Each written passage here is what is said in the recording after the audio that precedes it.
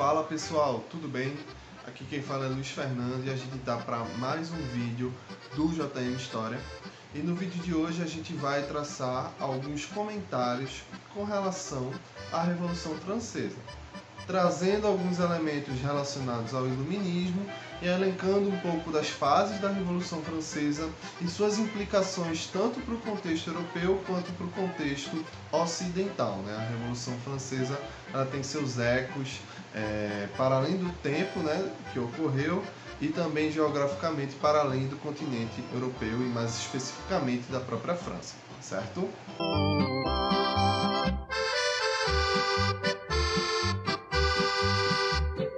De forma introdutória, o Iluminismo a gente pode categorizar como um movimento sociopolítico, um movimento cultural que tem uma influência significativa tanto no continente europeu quanto na própria América.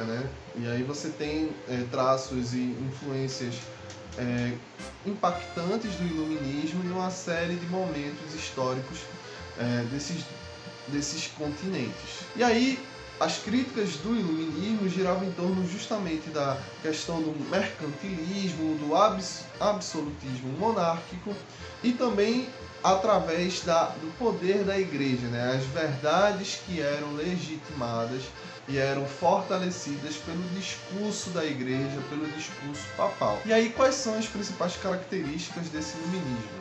Primeiro de tudo é a questão do racionalismo, a defesa eminente das questões racionais, e aí esse racionalismo ele vem justamente na perspectiva de trazer à luz um indivíduo, de colocar o indivíduo na parede, em choque contra esses ideais dogmáticos e teocráticos da Igreja. Uma outra característica desse iluminismo está atrelado ao naturalismo, esse culto, essa perfeição relacionada às questões naturais. Um terceiro ponto é justamente um ponto significativo e importante, que é a igualdade perante a lei. E aí é um traço que a Revolução Francesa vai beber e vai se utilizar fortemente. Além disso, você tem também um anticlericalismo, que está muito associado a esse contraponto e a essas críticas efusivas com relação à Igreja.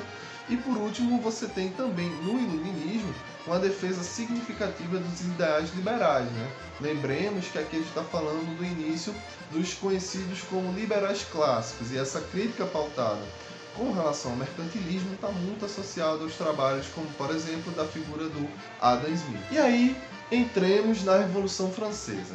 O que marca, o que faz a Revolução Francesa ela ter o seu papel dentro da história?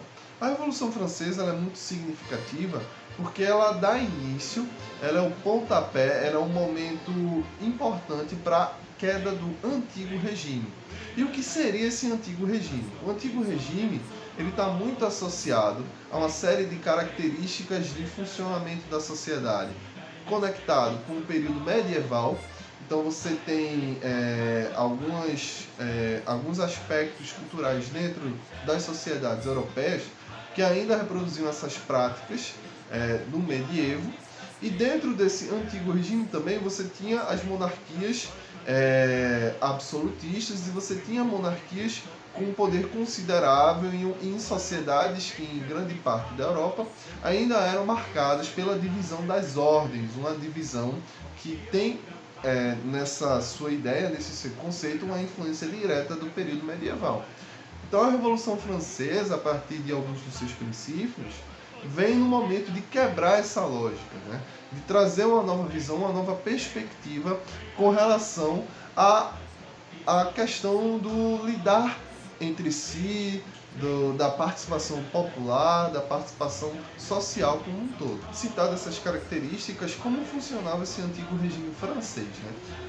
Mais uma vez, era uma sociedade dividida em ordens, então você tinha os estados, o primeiro, o segundo e o terceiro estado, e o terceiro estado, que era a maioria absoluta da população, e era a população de menor poder aquisitivo, que era responsável justamente pela manutenção dos privilégios do primeiro e do segundo estado e da própria sustentação da monarquia francesa. Além disso, esse Estado francês estava passando por uma crise. Essa crise estava muito associada aos frequentes gastos militares e também ao próprio aumento populacional. Então você tinha uma monarquia decadente, uma monarquia que não conseguia se modernizar e tinha cada vez mais gastos associados às suas disputas militares, à sua participação no processo de independência norte-americano, aos seus conflitos no próprio continente europeu. Então você tinha uma população em crescimento, uma monarquia que não estava se modificando, se modernizando, em constante crise, certo? E aí, dentro desse processo de constante insatisfação da população francesa, você tem um pontapé inicial, o crescimento de uma série de tensões. E aí essas tensões elas são iniciadas a partir da convocação dos 13 estados, que era uma prática de séculos atrás, e o objetivo era justamente esse terceiro estado ele obter maior participação política, ele obter maior direcionamento e maiores pautas relacionadas às suas questões. É claro que essa convocação dos 3 estados, inicialmente, ela não dá muito resultado. Isso faz com que o terceiro estado ele se posicione buscando a formação de uma Assembleia Constituinte, né? Uma proclamação de uma Assembleia Constituinte que, posteriormente, vai formar uma Assembleia Nacional. E aí eles querem se desvincular desse primeiro e segundo estado, ou seja, o primeiro estado é justamente, você tem o primeiro e segundo estado, né? Você tem a nobreza, você tem o próprio aparato da monarquia e o clero, né? E aí o objetivo é se desvincular desse grupo e colocar a Assembleia Nacional como de fato o país, né? A França, né? Aqueles que representam a sociedade francesa. E aí você tem, dentro desse processo, você tem de forma desencadeada uma série de tensões sociais, né? E aí, dentro dessas figuras, né, é claro que o terceiro estado ele era muito múltiplo, então você tinha desde burgueses de maior poder aquisitivo, né, que tinham pautas diferentes, por exemplo, de um camponês que estava passando fome, você tinha também trabalhadores urbanos, você tinha os sans-culottes, e aí dentro desse processo de formação de uma série de tensões, você tem a formação do período do Grande Medo, que é justamente um momento da Revolução Francesa, após a formação dessa Assembleia Nacional, em que não se tem noção acerca de quais direcionamentos tomar. E aí, dentro desse processo da formação de uma nova Constituição, dentro desses desdobramentos da Revolução, você tem a publicação da Declaração dos Direitos do Homem e Cidadão, que é uma publicação significativa. E aí, dentro desse processo, você tem também a própria prisão do Luís XVI. E a publicação do Direito dos Homens e do Cidadão é muito interessante vocês lerem, darem uma olhada, porque ela tem questões que vão influenciar a própria formação da Declaração dos Direitos Humanos. E aí é nessa Declaração dos Direitos do Homem e do Cidadão que você tem uma defesa da igualdade de todos perante a lei, o direito à participação política, ou seja, você tem uma quebra dessas 3 ordens, você tem uma quebra dessa estrutura política francesa. E aí dentro desse processo, evidentemente, a Revolução Francesa tem um traço muito forte da burguesia, ao mesmo tempo que você tem nessa publicação dos direitos do homem e do cidadão, né, uma quebra desse terceiro estado, se tinha um pé atrás com relação a essa participação popular muito massiva. E aí dentro desse processo, né, de formação dessa Assembleia Nacional, você tem a formação de uma monarquia constitucional. Essa monarquia constitucional, ela dura pouco, né, por conta da prisão do Luís XVI, e aí é nesse momento que você tem alguns conflitos com a Áustria e com a própria Prússia, isso já é em 1792, e esses conflitos eles começam a acontecer justamente porque parte desse grupo que está na França, parte desse grupo do primeiro e segundo estado, começa a se retirar do território e começa a fazer alianças para tentar derrubar algumas das pautas e os próprios revolucionários.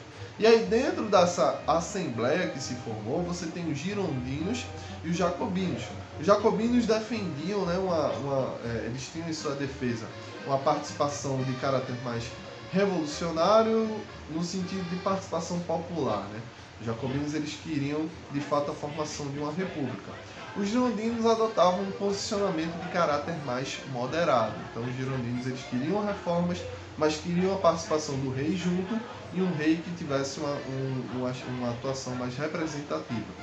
É claro que nesse momento você tem mais uma vez um aumento de manifestações populares e, consequentemente, os jacobinos eles ganham maior adesão e acabam formando um regime republicano.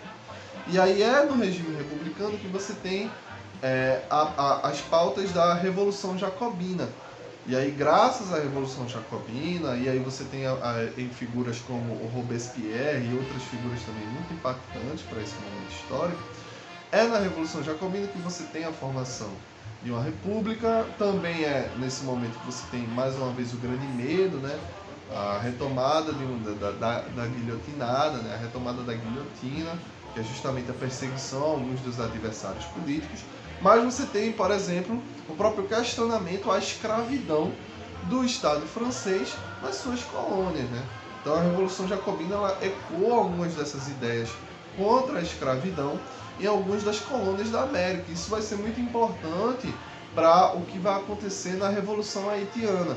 A Revolução Haitiana ela tem uma ligação muito forte com a Revolução Francesa. E aí, dentro desse processo de constantes manifestações populares, você tem uma formação e uma busca de frear algumas dessas mudanças, né? A Declaração dos Direitos do Homem e do Cidadão, a busca constante de quebrar essa lógica do antigo regime, ela causa um certo impacto. E aí o objetivo, justamente, isso muito pautado pelos girondinos, é frear um pouco dessas participações populares e trazer uma maior estabilidade à França como um todo. E aí é nesse momento, já ao final, né, do século XVIII, que você tem a ascensão da figura do Napoleão, né, no consulado. Inicialmente você tinha um diretório que passou por uma série de problemas, e aí o Napoleão ele reacende como uma figura muito forte militarmente, que tem uma adesão popular. E aí inicialmente ele se torna cônsul, depois ele acaba se tornando um cônsul vitalício. E aí convenciona-se que a partir do 18 de Brumário, né, o golpe do 18 de Brumário, que você tem por fim a Revolução Francesa. Entretanto, como eu citei no início do vídeo, esses processos de revoluções de caráter liberal que acontecem ao longo do século XIX e essa busca por uma nacionalidade ao longo do século XIX, isso tanto no contexto das Américas quanto na própria Europa, essas séries de disputas que vão se suceder, elas são resultado e elas são influência tanto da Revolução Francesa quanto da própria chegada do Napoleão Bonaparte. Então, dentro desse contexto europeu do século XIX, ele tem uma ligação muito forte com o início da quebra do antigo regime, com o início da própria lógica de funcionamento das monarquias. E isso está muito pautado também na formação dos territórios, das identidades políticas e da própria nacionalidade. Basicamente é isso, de forma bem resumida. Eu tracei alguns dos pontos sobre a Revolução Francesa. Se você tem interesse para se ater a mais questões, aqui na descrição a gente vai deixar algumas outras indicações para você se aprofundar com relação à Revolução Francesa. É isso, muito obrigado, não deixe de nos seguir aqui embaixo, tá? Acompanhe a gente no Instagram, no Telegram, dê o like, se inscreva no canal, compartilhe e até a próxima. Valeu!